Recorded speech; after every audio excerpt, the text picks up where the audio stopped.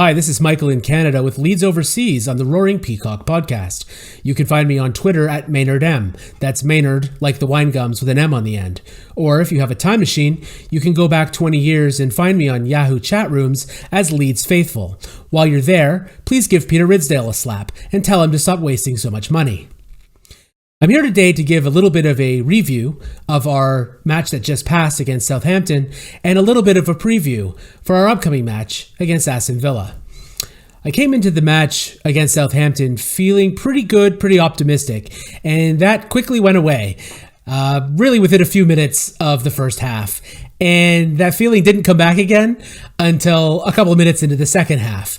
I think I probably watched most of the first half, somewhat like this, because it really just didn't seem like we were at the races. We made Southampton look better than they were. Now, at the risk of pulling out a cliche on my first ever recording for the Roaring Peacock and making you think that I'm a total lame ass, which you'll probably find out for sure if I have any upcoming recordings for the Roaring Peacock podcast. I'm going to use a cliche, an old hackneyed cliche of it being a match of two halves, because it was. And Patrick Bamford confirmed as much himself during his post-match interview when he said they came out the second half and tried to play the pitch better, which they did, and we could see because two of the goals that we scored were from quick breaks where we advanced the ball up the field very quickly with very, very few passes. So instead of trying to pass around in our own half, we got it up quickly and we were able to avoid all the slippiness of the pitch. And I think that worked really, really well. It was a great strategy, a great change in tactics from Bielsa after the halftime, and that's why he's the best. That's why we all love him as much as we do. We say that his plan A fails, do plan A better. There's no plan B if you just do plan A better. He did plan A better, but he made the tweaks necessary to prove that works. And it's always a beauty to behold when Leeds United get flying, and we certainly did. Now, speaking of the slippy pitch, it's just unfortunate, I think, that we're not going to be able to see Jack Grealish play this weekend, because watching that slippy bugger play on our icy pitch would be something else. It'd be like watching Bambi on ice. But he's not around, and maybe that is a good thing for us, considering he is quite a talented footballer. Not that he ever does anything against us, but usually that's because Calvin Phillips has him in his pocket.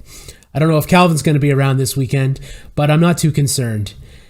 We've been doing quite well with our slightly rotating defensive midfield position that we have right now in this odd kind of strategy that Bielsa has been using. At least odd for us, because it really isn't like anything that we've ever had under him before, where multiple players seem to be rotating through that role at any given time in a match. I am looking forward to the Aston Villa match, and there's a special reason for me, because as I noted at the beginning, I'm from Canada. I don't get to Ellen Road very often. In fact, I've only gotten there once in my life, and that was for the match against Aston Villa in April of 2019. That famous match where Marcelo Bielsa gave the goal back and won himself the FIFA Fair Play Award. I was there with my son. He was 10 years old at the time. And it was really one of the most special experiences of our lives. And I was really proud to be able to have him there really at that match as a 10-year-old, to see that level of sportsmanship. It was really just amazing. So although, some people try to engineer a fake rivalry between us and Aston Villa, there really isn't one.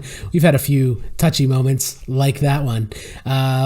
But playing against Aston Villa will always have a special place in my heart, because it was the team that I first saw play against us at Ellen Road, which, of course, I'm looking forward to going back to again after all of you fine season ticket holders and whatnot get your chance to get back in again once COVID's all done with. So I do think it's going to be an interesting match.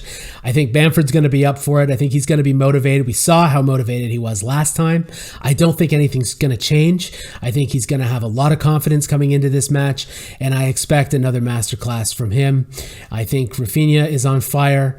I think we'll see what happens. I think Bielsa will probably stick with Jack Harrison, but Costa has been doing well, and I'm not at all concerned that if Harrison's still a little off the boil, I think Costa is now coming back onto the boil and will certainly fill in there nicely and maybe add a different dimension if one is needed. We're looking better at the back with Llorente. I know Llorente had to grow into the match against Southampton. I expect as he comes on board, things will get even better at the back. But we are starting to look a little better there now once we got things going under Southampton and under sort of in the second half, I should say, against Southampton.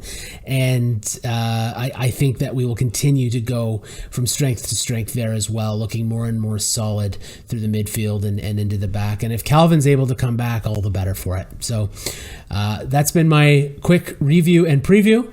I've enjoyed it so far, and hopefully I will talk to you all again, listeners, on the Roaring Peacock podcast, Leeds Overseas.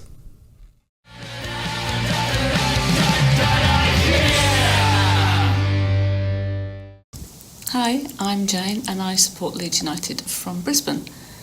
This is my brief review of the Southampton game. First of all, I predicted 5-0 and I actually thought we could have won it 5-0, but never mind. Some of those shots that were a bit askew could have gone in. Llorente could have got a bit more on it and it would have been nice to see his goal as well. But I think overall we looked good, we looked well controlled. The only downsides that I saw really were down to the pitch. The slips in the first minute, we had 3 players over, and I was just scared that we'd have somebody really take a nasty fall and get badly injured and we'd lose yet another player. So no real bad play from the team, but just bad play from the pitch. Highlights for me were the VAR decision. Yes, at last we got a VAR decision and a review that really made the right choice. Why there wasn't a yellow card associated with it, I don't know, because that is simulation equals cheating. Give him a yellow card. I thought the first 20 minutes looked a little bit unusual because we'd got Rafinha starting on the left, Harrison on the right. They didn't look quite as comfortable starting there as they sometimes do when you can have just that interchange later on in the game, as they call it, the disruptive swapping over. But I think starting in that position didn't really play to our strengths. We looked a lot more comfortable after 20 minutes when they swapped back to their normal wings. Although, to be fair, when Harrison went off in the second half, Rafinha looked really comfortable on the left. And it was really good to see Llorente back. I thought there were a couple of times where he might have looked a little bit not quite Premier League match fit, but that's what you'd expect. And for him to stay on the whole game, I thought he's obviously feeling a lot stronger, and I think he's only just going to get better from there. My funny bit of the match was when Patrick Bamford tackled himself and fell over. When he was hanging around the penalty area trying to get the ball from their player. So that was my funny. I thought, how can you not choose Rafinha's goal as been just marvellous? It was really good, and his free kicks were really telling as well. I think our set pieces are starting to look really strong. But I loved Dallas's goal too, because once again, not for the first time in the game, he'd found himself unmarked on the edge of the penalty area, just ready to take that chance, and I was so pleased that he got the ball and managed to bang it in, to poke.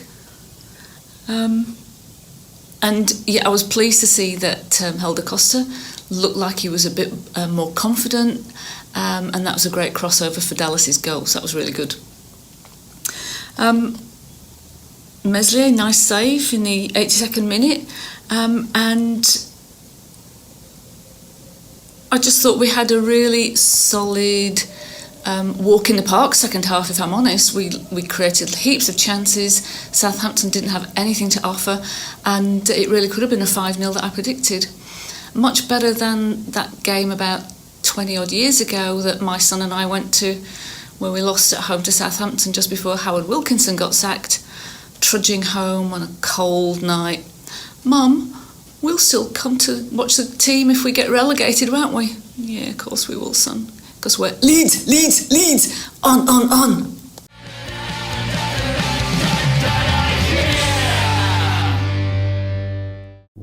it was a fantastic performance versus Southampton. I think 2 losses out of 3, or 3 losses out of 4 rather. I think it's reasonably poor run of form, but I think we've been unlucky in the last couple of games to not come away with anything, especially against Wolves. So for us to bounce back against Southampton, who, to be honest, have a really good squad, and their midfield, especially Armstrong and Ward-Prowse, I think even though they gave us a little bit of a fight, I think we did amazingly well to counteract that. And for me, even though Rafinha, Bamford really killed it at the other end, I think my man of the match definitely is Liam Cooper. Obviously helped by having 2 centre-backs, Struijk and Llorente alongside him. But I think today he put in a real captain's performance. He was dominant with some really crucial interceptions and some absolutely brilliant blocks, even at 0-0 and when we go 1-0 up. Some of his passing was excellent, and as others have also pointed out, he chose to play a bit longer than usual and find, say, Rafinha instead of putting Alioski or Dallas under pressure on the wings. I'm really pleased for him. I think he's been actually really good this season, and slightly unfairly targeted by some who can't forget his momentary lapses of concentration. But I think he was definitely the man of the match for me. Funny moments of the game. Just generally watching professional footballers who earn hundreds of thousands of pounds a week slipping and sliding at crucial moments. It's quite funny to watch them slip on the Ellen Road turf. Also, once Bamford scored his goal, he seemed pretty serious, and I think Alioski caught his attention from the sidelines, and suddenly he became a little giggly, chatty little kid. So I think that was pretty funny. It's a funny moment of the game for me.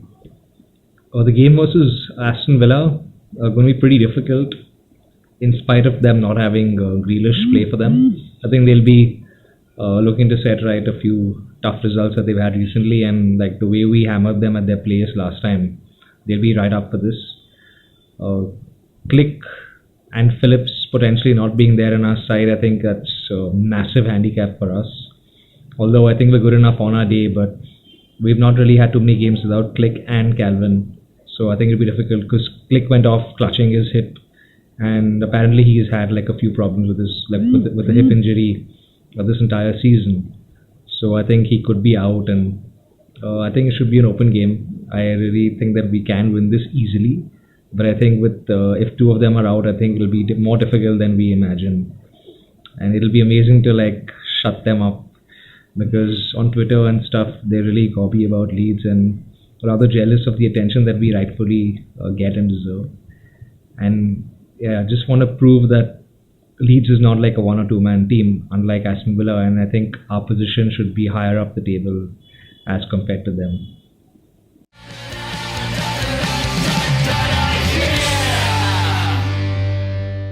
My name is Scott. I am in my 30s. I have a grey beard, a balding head, a receding hairline, I wear glasses, and I am a great catch. You can find me on Twitter at ScottyWilson40. This is, of course, the Roaring Peacock. I don't know if you want me to do that, but or what we'll do. This is completely unscripted. This is something different for me.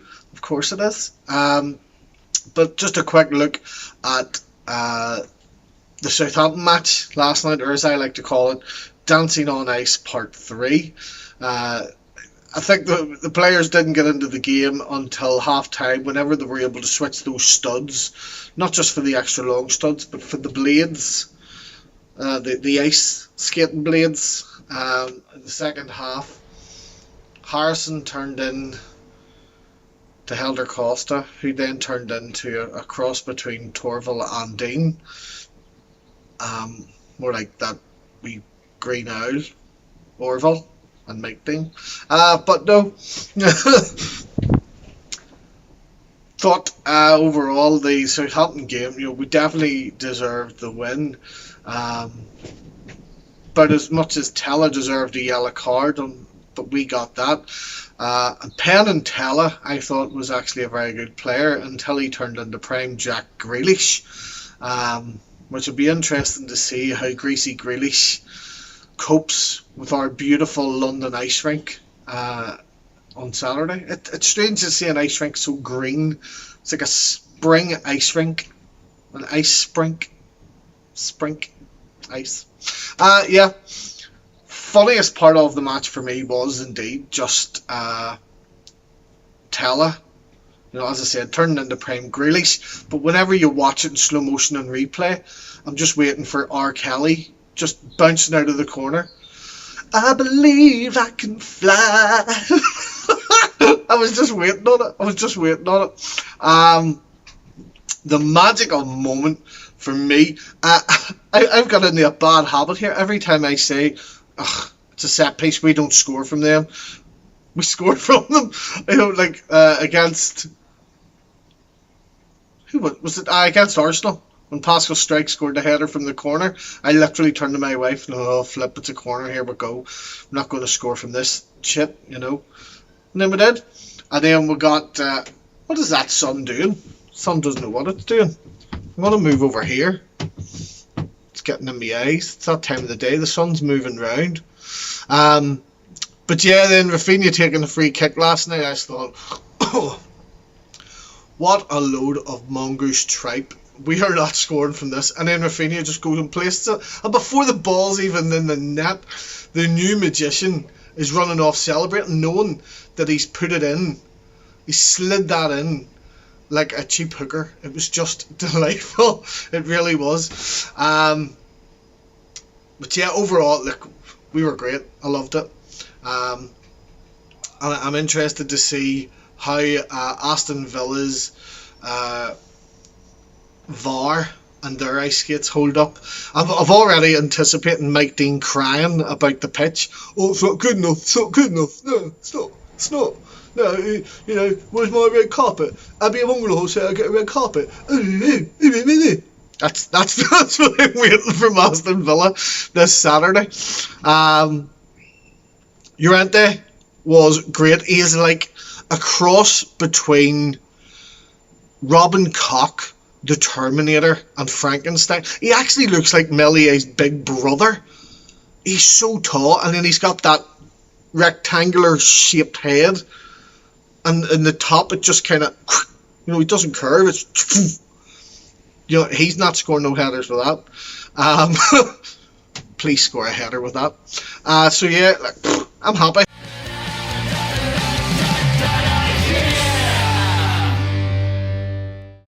Hello there, I'm Paul Walsh. I'm from Ireland, from County Offaly in the middle of Ireland, and I'm a die-hard Leeds fan for the last 30 years, and thanks for letting me contribute. Well, what a result tonight. Get in, Leeds. 3 points, putting Southampton back in their place. Great result, 3 fantastic goals, 3 great second half goals. I thought Bamford's goal, fantastic, real Bamford goal coming off the defender, definitely not offside. Played it well. Great ball from Robert, who incidentally I thought had a great game tonight. Thought he was very, very good. I thought the second goal was Dallas, unbelievable. Delighted for Dallas. Cookstown Cafe. What a Cafu. What a fucking player. Brilliant. Absolutely brilliant. And Rafinha drawing the defender, because he really had their mark tonight. And then that great ball from Costa, who incidentally I thought had a great game when he came on, did very well. I thought Rafinha, man of the match, did really, really well. I thought he had a great game. I thought he was absolutely brilliant, as he has been every game since he played. Harrison taking off half time, I thought he was probably our only poor. I thought from start to finish, well, I thought from the goalkeeper straight from defence, midfield, up front, I thought all positions we really, really, with exception to Harrison, just really, really, we had their number tonight. First 15 minutes, I thought we struggled a little bit. I was quite confident once I seen the Southampton lineup, seeing Danny Ings and Matam, however you pronounce it, the lonely guy on loan from Liverpool, I think, who's incidentally been Liverpool's best player in a Southampton shirt this year. But look, Leeds were great. It was a great performance. I thought fantastic in the second half. As I said, I thought great to see Llorente back. Took a few minutes just to find his own, get into because obviously he's been out for a long time, but he does look a quality player. I think definitely he's going to be a fantastic player in the future for Leeds. I thought the penalty shout for Wolves. Absolutely horrendous. I just thought, what the hell? Like, he should have been booked, Tella, for, like, I don't know what he was trying to do. But I just hate this shit, players playing penalties. It should not be in the game. But anyway, I thought the free kick, I thought, Jesus, is there something ethically wrong here? Have I missed something? Has Bielsa instructed him to give away a free goal like they did against Villa? But anyway, the referee hadn't blown his whistle, thank God. Goal disallowed, and then allowed Leeds to do in the second half then what they do best. They absolutely destroyed him. Real typical Leeds. Great performance. Great 3 points, and nearly at that promised land of 40 points, but I think we're safe at this stage. Now, moving on to Villa. Villa, there's never been a mad rivalry with Leeds and Villa. But then, 28th of April, a couple of years ago, the famous incident where we basically allowed Villa to score. And it just, ever since that moment, it really got on my nut.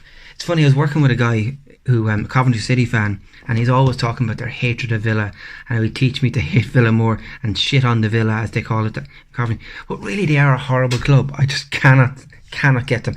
But anyway, enough about that. Getting onto the game on Saturday evening at 5:30, I think we've had Villa's measure. I think we've had their measure for the last few times we played them. I think even that game, I thought we should have beaten them. I think Villa are. I think without Grealish, they're a different team. I think Grealish wouldn't have been able to stand up actually on that surface in Ellen Road. It really was horrendous tonight. But that can't be helped, and that's for a different matter. But I do think that minus Grealish, I think they have Ollie Watkins. I think that's their biggest threat. I don't think he's been that massive a threat to Leeds. He hasn't when he was at Brentford. I think we have his number, and I'd be very confident going into this weekend.